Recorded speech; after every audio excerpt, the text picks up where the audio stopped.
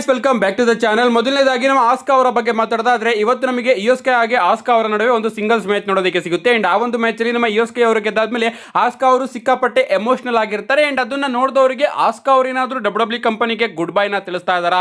ಯಾಕಂದ್ರೆ ರೀಸೆಂಟ್ ಆಗಿ ಅವರ ಫ್ರೆಂಡ್ ಆದಂತಹ ಕೈರಿ ಸೇನ್ ಅವರನ್ನ ಡಬ್ಲ್ಯೂ ಅವರು ರಿಲೀಸ್ ಮಾಡಿದ್ರು. ಅದರಿಂದ ಆಸ್ಕಾ ಅವರು ಕೂಡ ಡಬ್ಲ್ಯೂ ಕಂಪನಿಯಿಂದ ಹೊರಗಡೆ ಹೋಗ್ತಾ ಇದಾರೆ ಅಂತ ಅನಿಸ್ತಾ ಇತ್ತು. ಅಂಡ್ ಈಗ ಗಾಯ್ಸ್, ಸೂಪರ್ ಸ್ಟಾರ್ಸ್ ಗಳು ಕೂಡ ಆಸ್ಕಾ ಅವರಿಗೆ ಥ್ಯಾಂಕ್ಸ್ ನ ತಿಳಿಸ್ತಾ ಇದ್ದಾರೆ. ಇವನ್ ನಮ್ಮ ಬೇಲಿ ಆಗಿರ್ಬೋದು, ಶೆಲ್ಫೇರ್ ಆಗಿರ್ಬೋದು, ಶಿನ್ಸ್ಗೆ ನಾಕಮುರ ಆಗಿರ್ಬೋದು, ಇವರೆಲ್ಲರೂ ಕೂಡ ಆಸ್ಕಾ ಅವರ ಫೋಟೋನ ತನ್ನ ಸೋಷಿಯಲ್ ಮೀಡಿಯಾ ಅಕೌಂಟ್ಗಳಲ್ಲಿ ಪೋಸ್ಟ್ ಮಾಡ್ತಾ ಇದ್ದಾರೆ. ಸೊ ಇದ್ರ ಮುಖಾಂತರ ಇವರು ಏನಾದರೂ ಟ್ರಿಬ್ಯೂಟ್ ನ ಕೊಡ್ತಾ ಇದ್ದಾರಾ? ಸೊ ಆಸ್ಕಾ ಅವರ ಕತೆ ಡಬ್ಲ್ಯೂ ಕಂಪನಿಯಲ್ಲಿ ಎಂಡ್ ಆಗಿದೆಯಾ? ಲಿಟ್ರಲಿ ಏನು ಕೂಡ ಗೊತ್ತಾಗ್ತಾ ಇಲ್ಲ. ನಮ್ಮ ಬಿಗ್ಗಿ ಅವರು ಕೂಡ ಪೋಸ್ಟ್ ಶೋ ಅಲ್ಲಿ ಹೇಳ್ತಾರೆ, ನನಗೆ ಅನ್ಸೋದಿಲ್ಲ ಇದು ಆಸ್ಕಾ ಅವರ ಲಾಸ್ಟ್ ಟ್ರಿಬ್ಯೂಟ್ ಅಂತ, ಬಟ್ ಇದೇನಾದ್ರೂ ಆಗಿದ್ರೆ ನಾನು ಅವರನ್ನ ತುಂಬಾ ಮಿಸ್ ಮಾಡ್ಕೋತೀನಿ ಅಂತ ಹೇಳಿದ್ದಾರೆ. ಸೊ ನನಗನ್ಸುತ್ತೆ ಮೇಲ್ನೋಟಕ್ಕೆ ಆಸ್ಕಾ ಅವರು ಸಿಕ್ಕಾಪಟ್ಟೆ ಎಮೋಷನಲ್ ಆಗಿದ್ರು ಬ್ಯಾಕ್ ಕ್ಲಾಶ್ ಅಲ್ಲಿ ಅಂತ. ಯಾಕಂದ್ರೆ ಕೈರಿ ಸೇನ್ ಅವರು ರಿಲೀಸ್ ಆಗಿದ್ರು ಅಂಡ್ ಅವರ ಅಪೋನೆಂಟ್ ಆಗಿ ಇಯೋಸ್ಕೆ ಅವರೇ ಇದ್ರು, ಅದಕ್ಕೋಸ್ಕರ ಅವರು ಸಿಕ್ಕಾಪಟ್ಟೆ ಎಮೋಷನಲ್ ಆಗಿದ್ರು ಅಂತ ಅನ್ಸುತ್ತೆ.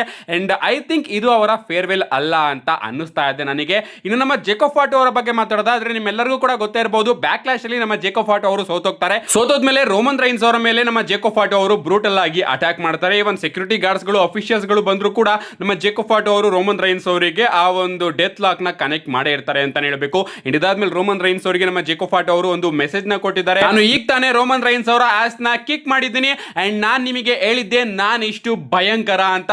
ಅಂಡ್ ನಾನ್ ಸಿಕ್ಕಾಪಟ್ಟೆ ರಾ ಅಲ್ಲಿ ಇರ್ತೀನಿ. ಅಂಡ್ ಯಾವಾಗ ನೀವು ಲಾಸ್ಟ್ ಟೈಮ್ ನಂತರ ಸೂಪರ್ ಸ್ಟಾರ್ ನ ಈ ಒಂದು ಡಬ್ಲ್ಯೂ ಕಂಪನಿಯಲ್ಲಿ ಈ ರೀತಿ ಕ್ರಾಶ್ ಆಗಿ ನೋಡಿದ್ದು? ಆಫ್ ಕೋರ್ಸ್ ಯಾವಾಗ್ಲೂ ಕೂಡ ಇಲ್ಲ, ಯಾಕಂದ್ರೆ ನಾನೇ ಇಲ್ಲಿ ಈ ರೀತಿ ಇರೋದು.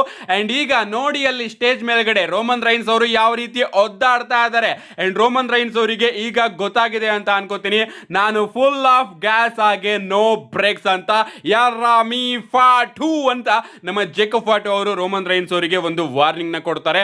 ಅಷ್ಟೇ ಅಲ್ಲ, ಶೋ ಮುಗಿದ್ಮೇಲೆ ರೋಮನ್ ರೈನ್ಸ್ ಅವರ ರಿಯಾಕ್ಷನ್ ಕೂಡ ಹೊರಗಡೆ ಬಂದಿದೆ. ಅಂಡ್ ರೋಮನ್ ರೈನ್ಸ್ ಅವರು ಜೇಕೋಬ್ ಫಾಟೋ ಅವ್ರನ್ನ ಸಿಂಪಲ್ ಆಗಿ ಇದು ನಿನ್ನ ಕಡೆಯ ದಿನ ಡಬ್ಲ್ಯೂ ಕಂಪನಿಯಲ್ಲಿ ಅಂತಾನೆ ಹೇಳಿದ್ದಾರೆ. ಎಸ್, ನಮ್ಮ ಇಂಟರ್ವ್ಯೂಯರು ರೋಮನ್ ರೈನ್ಸ್ ಅವರ ಬಳಿ ಪ್ರಶ್ನೆ ಕೇಳ್ತಾರೆ, ಎಸ್ ನೀವು ಬ್ಯಾಕ್ ಕ್ಲಾಶ್ ಅಲ್ಲಿ ಆಫ್ ಕೋರ್ಸ್ ನಿಮ್ಮ ಚಾಂಪಿಯನ್ಶಿಪ್ ನ ರಿಟೈನ್ ಮಾಡ್ಕೊಂಡ್ರಿ, ಬಟ್ ಸ್ಟೋರಿಯಲ್ಲಿ ಮೇಲ್ಗಡೆ ಬಂದಿದ್ದು ಜೇಕೋಬ್ ಫಾಟೋ ಅವರು, ಇದಕ್ಕೆ ನಿಮ್ಮ ರಿಯಾಕ್ಷನ್ ಏನು ಅಂತ ನಮ್ಮ ಜೆಕೆ ಅವರು ಪ್ರಶ್ನೆನ ಕೇಳಿದಾಗ ನಮ್ಮ ರೋಮನ್ ರೈನ್ಸ್ ಅವರು ಹೇಳ್ತಾರೆ, ಎಸ್ ಈ ಒಂದು ವಿಚಾರಕ್ಕೆ ನಾವು ಯಾವತ್ತೂ ಕೂಡ ಜೇಕೋಬ್ ಫಾಟೋ ಅವ್ರನ್ನ ಈ ಒಂದು ಕಂಪನಿಯಲ್ಲಿ ಇಟ್ಕೋಬಾರ್ದು. ಅಂಡ್ ಅದೇ ರೀತಿ ನಾನು ಯಾವತ್ತೂ ಕೂಡ ಜೇಕೋಬ್ ಫಾಟೋ ಅವ್ರನ್ನ ಇಷ್ಟಪಡೋದಿಲ್ಲ. ಅಂಡ್ ಜೇಕೋಬ್ ಫಾಟೋ, ನೀನು ಈ ಒಂದು ಕಂಪನಿಯಲ್ಲಿ ಇರೋದಕ್ಕೆ ಲಾಯಕ್ಕೆ ಇಲ್ಲ.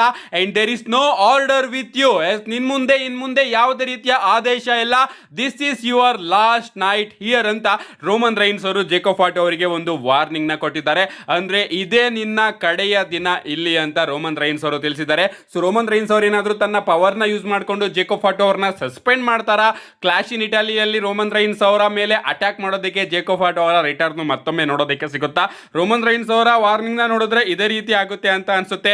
ಸೊ ಕ್ಲಾಶ್ ಇನ್ ಇಟಾಲಿಯಲ್ಲಿ ರೋಮನ್ ರೈನ್ಸ್ ಅವರು ಬೇರೆಯವ್ರ ಜೊತೆ ಮ್ಯಾಚ್ ಆಡೋದಕ್ಕೆ ಹೋದಾಗ ಜೇಕೋಬ್ ಫಾಟೋ ಅವರು ಬಂದು ರೋಮನ್ ರೈನ್ಸ್ ಅವರ ಮೇಲೆ ಅಟ್ಯಾಕ್ ಮಾಡಬಹುದು.